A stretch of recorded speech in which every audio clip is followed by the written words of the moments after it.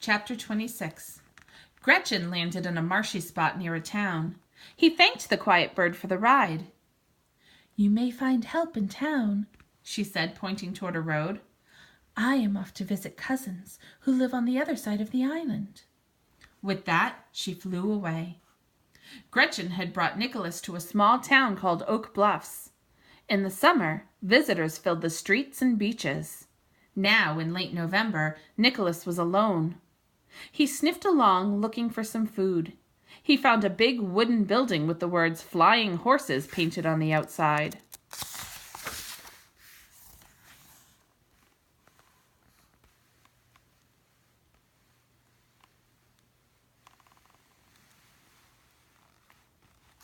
"What are you doing here? Are you lost?" Nicholas heard a voice say. A young girl in blue overalls bent over, looking at him. "Are you hungry?" she asked. She held out a bag of peanuts. Nicholas hid behind the bush, wary of the girl. "It's all right, little fella. I won't hurt you."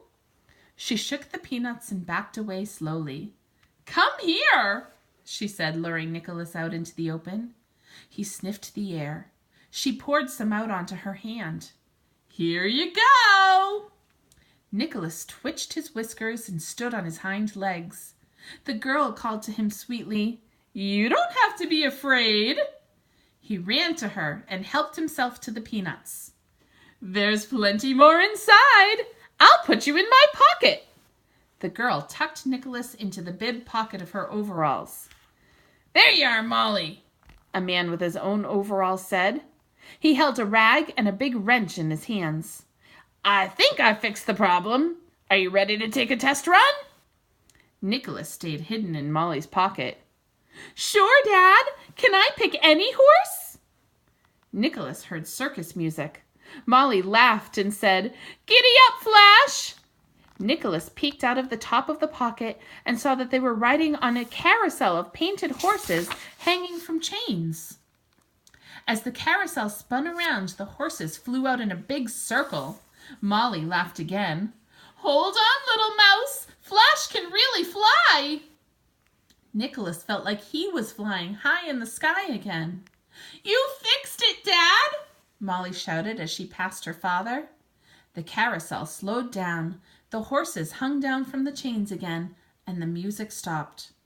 Molly jumped off and ran to her father. "Look, Dad! I found him outside. Can I bring him home?" Nicholas wiggled in her hands. Molly said, "He ate some peanuts right out of my hand. We'll have lots of fun at home." Nicholas wondered if they knew his uncle. Molly and her father left the building. Her father called for their dog, Clyde. A slobbery old golden retriever jumped into the cab of the truck. They packed Nicholas in the back in an empty box with some peanuts and a rag to keep warm. "You ride back here," Molly said. "I don't think you would get along with Clyde." Nicholas watched trees and colorfully decorated houses whiz by. The truck traveled along the coast road and cruised into another town. They stopped near a bakery with a black dog painted on the sign. Nicholas jumped from the truck just as it took off again. Nicholas wondered if his friend Tony was around. He wandered around to the back of the bakery. A large mouse wiggled backward out of a small hole. "Thanks ever so much," the mouse said. "I'll see you again in a few weeks." The portly mouse held some bits of bread. His fur had a dusting of flour. There's nothing like freshly baked bread. Would you care for some?" Nicholas ate a small piece. "The old cat in the bakery and I go back a long way," the big mouse was saying. "We've been friends ever since I came back from my tour of New England. I had just been in Stockbridge, I believe. Anyway, one night he caught his paw in the big mixer, and I helped him out. He gives me a little bread now and then." "Did you say Stockbridge?" Nicholas asked. "That's where I'm from. I'm looking for my Uncle William." "That's my name," the big mouse said.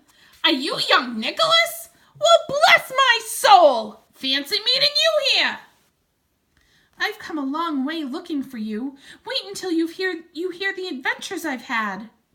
Nicholas dropped his bread and hugged his uncle.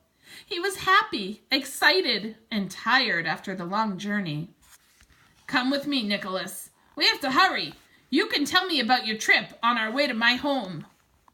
Down the street, a lanky man wearing a plaid shirt, green pants, and suspenders climbed into an old beat-up truck.